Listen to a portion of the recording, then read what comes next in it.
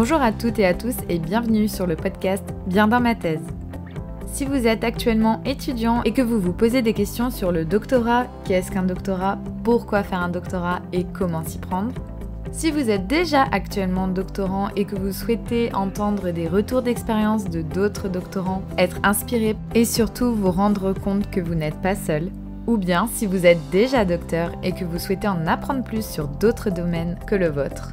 Bienvenue, je m'appelle Mathilde, je suis actuellement en 3e année de doctorat et je suis la fondatrice de Bien dans ma thèse. Au travers de ces épisodes, je pars à la rencontre de vous, doctorantes et doctorants, pour que vous puissiez nous partager vos retours d'expérience, vos quotidiens, vos angoisses, vos peurs, mais aussi vos joies. Alors installez-vous bien confortablement et je vous souhaite une très bonne écoute. Bonjour à toutes et à tous, aujourd'hui on se retrouve avec un nouvel épisode en compagnie de Malina. Malina est actuellement doctorante en archéologie romaine. Elle a effectué un contrat-cifre entre un musée et son laboratoire et elle est aujourd'hui en pleine rédaction de thèse, donc tout d'abord on lui souhaite tout le courage qu'il lui faut. Pour celles et ceux qui n'auraient pas vu passer l'info, j'ai sorti tout récemment une petite vidéo sur comment travailler votre productivité, même pendant votre doctorat, donc si ça vous intéresse, la vidéo est en ligne sur YouTube. Et quant à nous, on se retrouve selon le planning prévisionnel toutes les semaines avec un nouvel épisode. Donc je vous laisse en compagnie de cet épisode. Je vous souhaite une très bonne écoute et à très vite.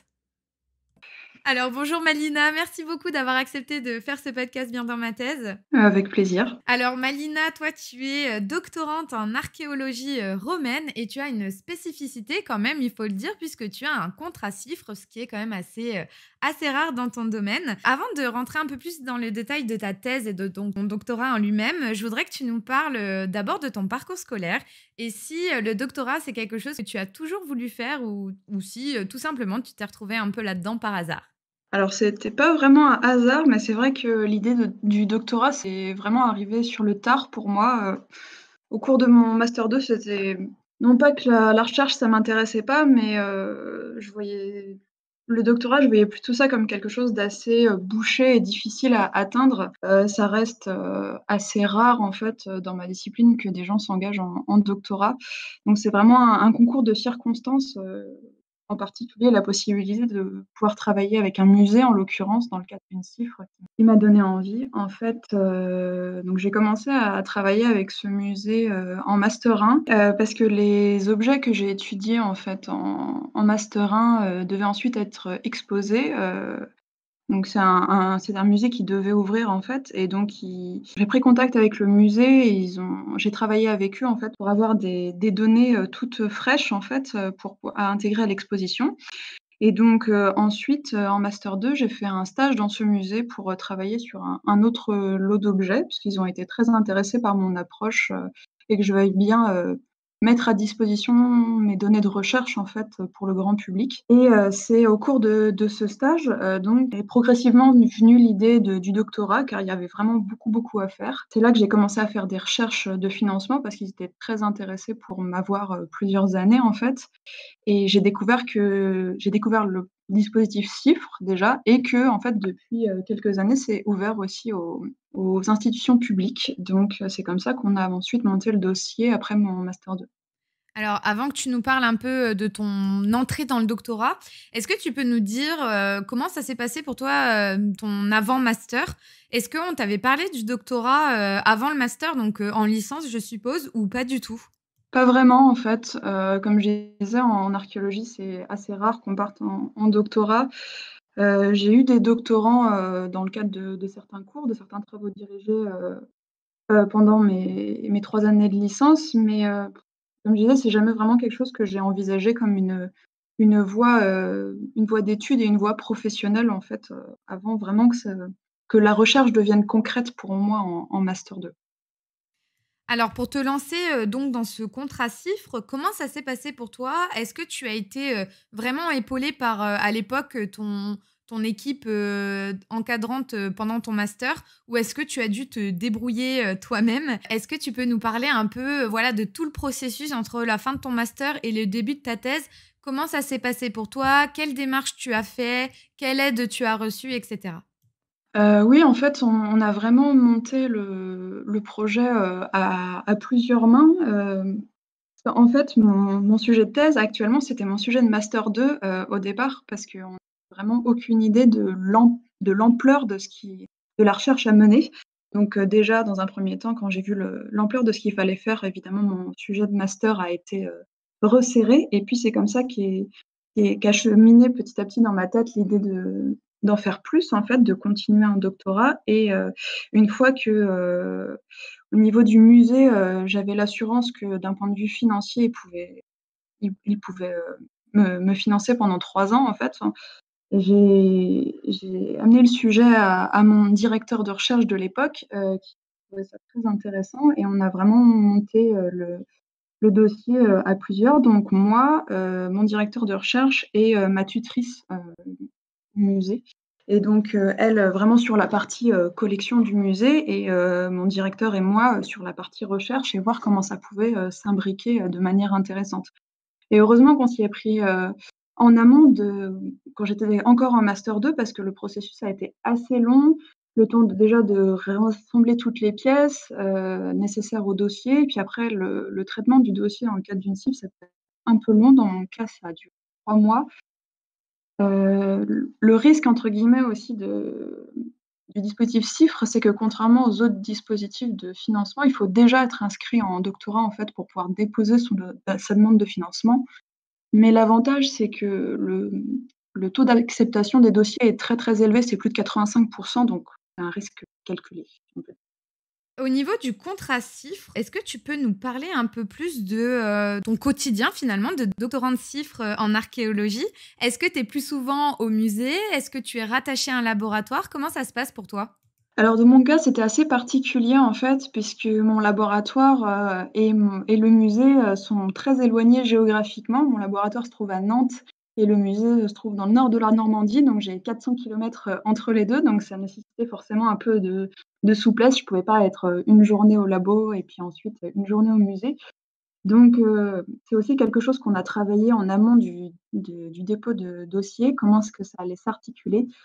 J'ai passé en fait, la première partie de mon contrat CIFRE, au musée, vraiment à étudier les collections et puis à m'imprégner de la vie du musée, à participer aux activités, au grand public, à voir comment ça se passe en fait au jour le jour. Comment est-ce que la recherche est traduite, la recherche archéologique est traduite auprès du grand public en fait. Et c'est qu'après, une fois que j'avais réuni suffisamment de données, je suis venue à Nantes pour pouvoir, faire la seconde partie, donc le traitement des données et la rédaction, tout en continuant à rester en contact avec le musée, mais en travaillant plutôt, à distance avec eux, en fait, sur des dossiers, Maintenant, on va rentrer un peu dans le vif du sujet. Est-ce que tu peux nous parler de ton sujet exact, le titre, nous parler de en quoi consiste, le quotidien d'une doctorante en archéologie romaine?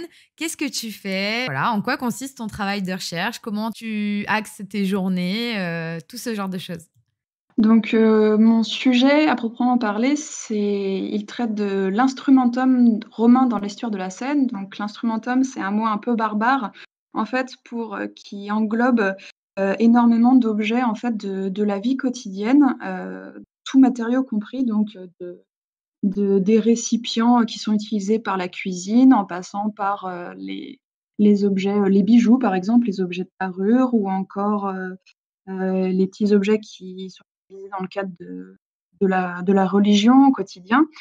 Donc ça me permet en fait j'espère en tout cas à l'issue de ma thèse, de pouvoir dresser un tableau, on va dire, de la vie quotidienne, des Romains, dans le nord de la Normandie. Donc ce travail-là, il implique un gros travail de collecte des données sur, donc des objets qui ont été trouvés, en fouilles archéologiques depuis, la fin des années 70. Donc j'étudie tous ces objets, je collecte le maximum d'informations sur eux et après, je les mets en connexion avec toutes les données ce qu'on appelle les données contextuelles. Donc en fait, tout ce qu'on a appris sur le site quand on l'a fouillé pour essayer de comprendre, à quoi ils servaient ces objets, dans quel cadre ils été utilisés. Est-ce que c'est, des maisons? Est-ce que c'est dans un cadre artisanal ou cultuel voilà, il y a beaucoup d'objets, hein, j'en ai à peu près 1 000 et 2 500 dans mon corpus. Et donc voilà, l'idée, c'est d'avoir, un maximum de sites aussi, différents pour pour voir à quoi ressemblait, que ce soit dans le cadre domestique, professionnel, religieux, les pauvres, les riches, plein de niveaux, plein de classes sociales différentes aussi, c'est assez varié. D'accord, donc on peut dire un peu que ton domaine, c'est quand même assez pluridisciplinaire. Tu fais intervenir, pas mal de domaines différents? Oui, oui, tout à fait. En fait, je suis vraiment un peu au carrefour entre, du la sociologie, si on peut dire, des périodes anciennes, mais aussi, une approche, qui sera plutôt des sciences dures avec une recherche, sur les matériaux, sur les techniques de fabrication, de l'histoire évidemment, parce que j'essaye de raccrocher tout ça à ce qu'on sait qu'est-ce que les textes littéraires nous disent de cette époque-là, dans cette région-là. C'est vraiment au carrefour de plein de disciplines. Maintenant, on va parler un peu plus en détail de toi. Comment tu vis ta vie de doctorante? Comment tu vis ta vie de doctorante en CIFRE? Comment tu te sens? Est-ce que le fait de faire une CIFRE, ça a certains avantages pour toi par rapport à si tu étais passé par exemple, un contrat d'école doctorale? Quels avantages tu y vois? Et au quotidien, comment tu te sens finalement dans ta thèse? Alors en fait, pour moi l'expérience CIFRE, ça a été vraiment une expérience extrêmement enrichissante. J'ai vu déjà dès le master, comme je le disais tout à l'heure, l'intérêt de ne pas être que du côté, recherche, ne pas être que, entre chercheurs à faire notre petite tambouille. Parce qu'en fait l'archéologie, c'est aussi il y a un gros volet de médiation, de valorisation, des résultats de la recherche au grand public, mais c'est rarement les chercheurs qui ont l'occasion de faire cette valorisation eux-mêmes. Donc, d'avoir ces 2 casquettes, on va dire, la casquette recherche et la casquette musée grâce à la CIFRE, ça a déjà été très enrichissant professionnellement parce qu'en fait, j'en ai appris beaucoup sur le monde du musée et puis comment ça se passe au niveau de la valorisation, parce que c'est un métier quand même à part entière. Comment est-ce qu'on fait pour rendre accessible en fait, un discours scientifique, à des gens qui n'ont pas du tout la formation ou le bagage, universitaire? C'est déjà très intéressant et puis, ça m'a apporté aussi un confort, évidemment, financier, mais aussi, matériel de manière générale, en fait, très intéressant. Le fait de pouvoir, aussi, aller dans plusieurs régions de France, de voir comment on fait la recherche, dans plusieurs, laboratoires, plusieurs musées différents et enfin, d'un point de vue, perspective professionnelle, on va dire, heu c'est en train de se développer vraiment le fait que les chercheurs aillent dans les musées pour proposer vraiment leur point de vue et ça m'a beaucoup apporté et ça me permettra aussi après la thèse de pouvoir, prospecter des musées et leur proposer en fait ce genre de collaboration qui pour moi, tout le monde a y gagné en fait. Déjà les chercheurs ont la possibilité de travailler sur toute la chaîne, si on veut dire, parce que généralement, on produit nos données de recherche, puis après, elles sont exploitées par d'autres personnes et mises à disposition du grand public. Là, on a la possibilité de vraiment proposer notre regard directement au grand public, grâce à l'aide évidemment des personnels de musée qui, eux, sont bien formés en médiation. Au niveau des communications, comment ça se passe? Parce qu'on sait que, normalement, en thèse CIFRE, on est un peu plus bridé au niveau de nos communications parce que soit, l'entreprise ne veut pas forcément, divulguer, le fruit de ses recherches. Mais étant dans un musée, est-ce que tu as été aussi, un peu bridé? Ou au contraire, est-ce que tu as pu participer à des communications, internationales, nationales? Comment ça se passe, parce que tu as pas fini ta thèse encore, comment ça se passe à ce niveau-là? Alors, oui, au contraire, l'avantage de travailler avec un musée qui est en fait une structure qui est vraiment tournée vers le public, c'est que, ils m'ont vraiment encouragée à diffuser au maximum, le résultat de mes recherches au rythme, où je pouvais en fait. Déjà, auprès de la communauté scientifique parce que, donc j'étais, chercheuse de l'équipe et donc ça leur permettait d'avoir, aussi une visibilité au sein du monde de la recherche qu'ils avaient pas forcément avec le reste de leur équipe.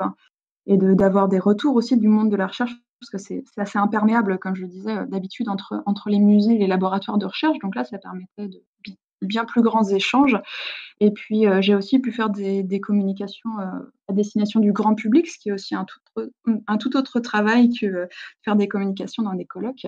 Mais, c'est aussi très intéressant de voir les 2 aspects. Donc j'ai pu faire pas mal de colloques en France et aussi, j'en ai à Londres l'année dernière et c'était vraiment très très intéressant de ouais, ça intéresse aussi beaucoup les chercheurs au final de pouvoir, voir ce que c'est du côté des musées et surtout de voir les résultats de recherche d'objets, issus des musées parce qu'au final, c'est d'habitude assez imperméable entre les 2 mondes et donc là, ça permet beaucoup plus d'échanges entre les musées et les laboratoires de recherche. Il y aura un petit peu aussi ce rôle d'interface, grâce à mon statut de doctorante cifre. Bah, justement, j'allais y venir, à ton statut de doctorante cifre et un peu plus peut-être le côté social. Comment tu le vis? Parce que souvent, c'est vrai qu'en thèse cif, c'est un peu plus compliqué, par exemple, en tout cas, de nouer des amitiés avec d'autres doctorantes dans les entreprises. Soit des fois, il y en a pas beaucoup, tu es un peu toute seule et cetera. Toi, comment ça se passe? Et au niveau de ton laboratoire, est-ce que pareillement, tu as réussi à nouer des liens? Est-ce que vous êtes beaucoup de doctorants dans ton laboratoire, dans ton entreprise? Ou au contraire, est-ce que, vous êtes vraiment pas beaucoup, quoi?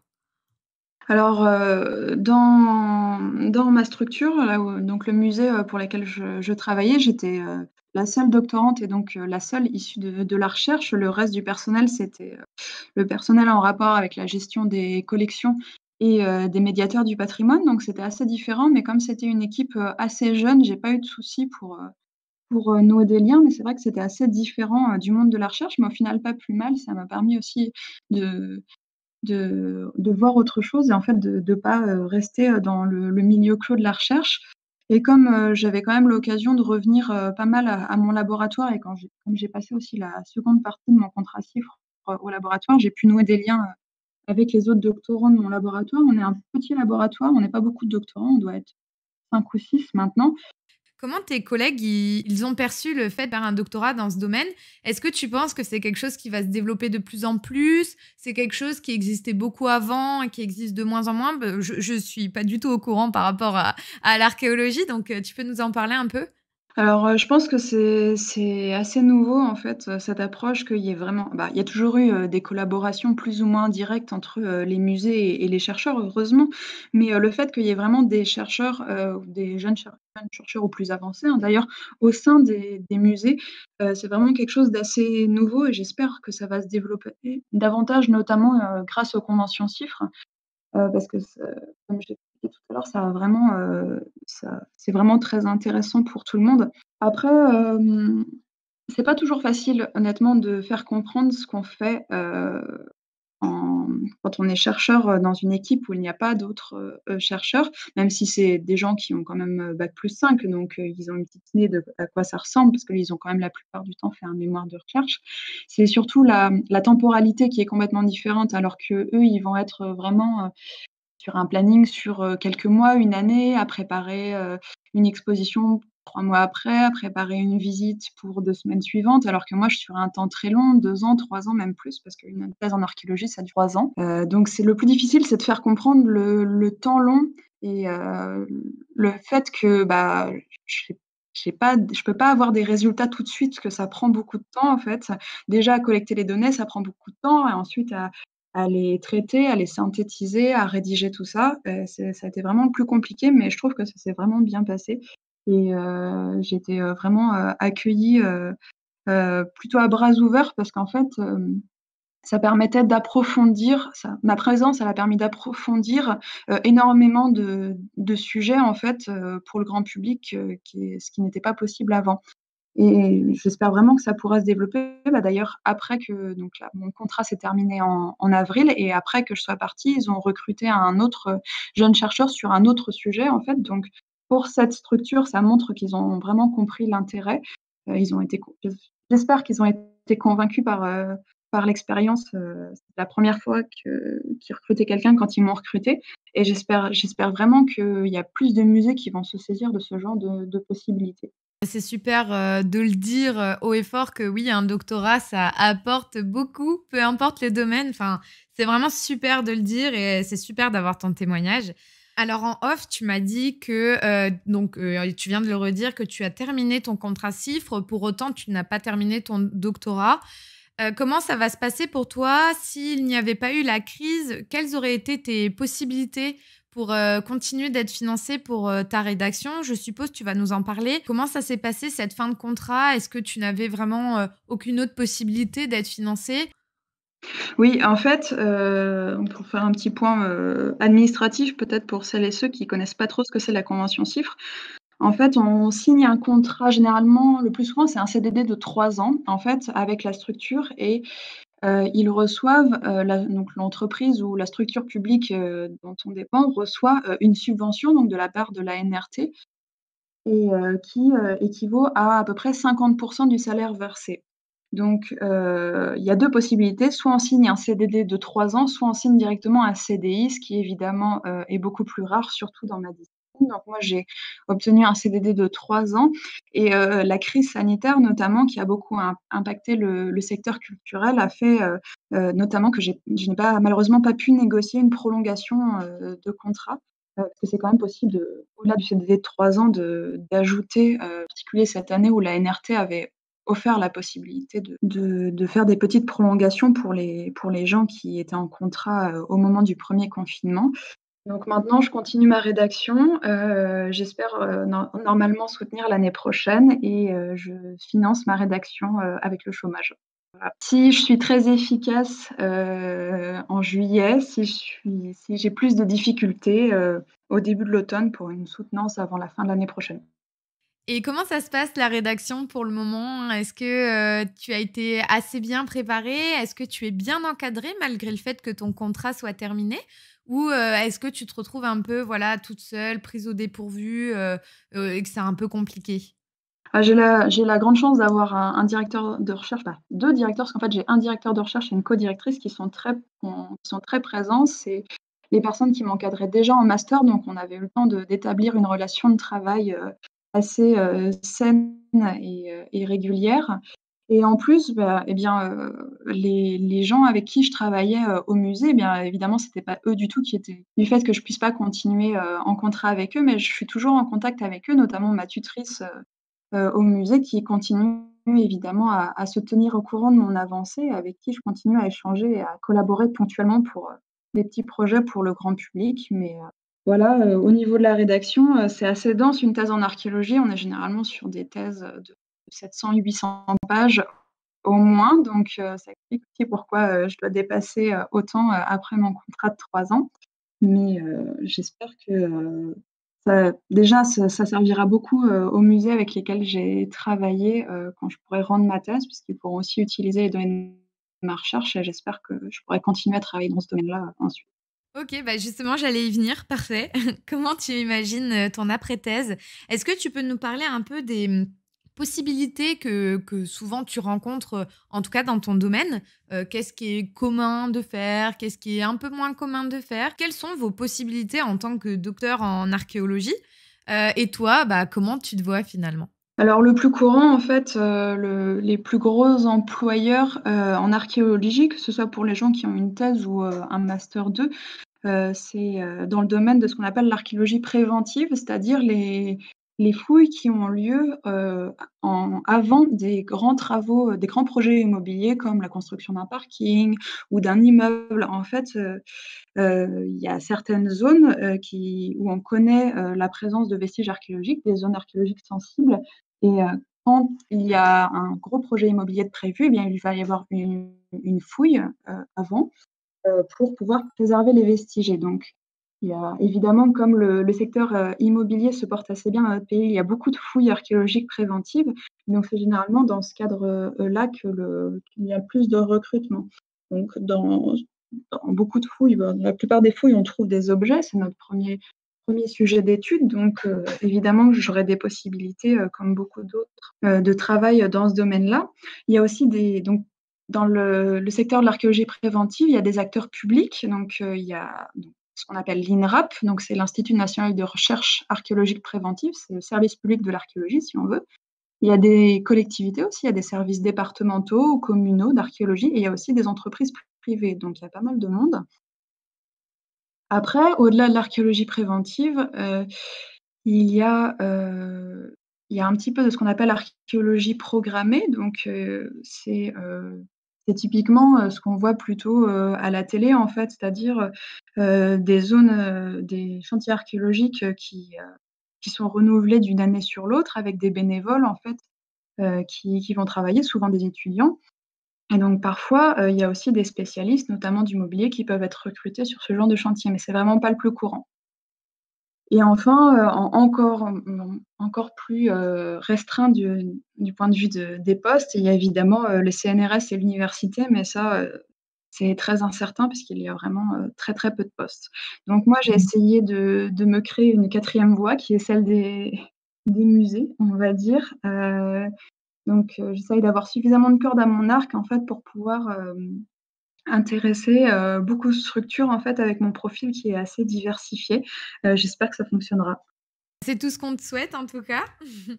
Maintenant, si tu avais, des conseils un peu généraux à donner à des étudiants, qui ont fait un peu le même parcours que toi, donc dès la licence qui était, dans ton domaine et qui savent pas trop quoi faire après un master, qu'est-ce que tu aimerais leur dire, bah, par rapport à toi, ta propre expérience, au niveau du doctorat?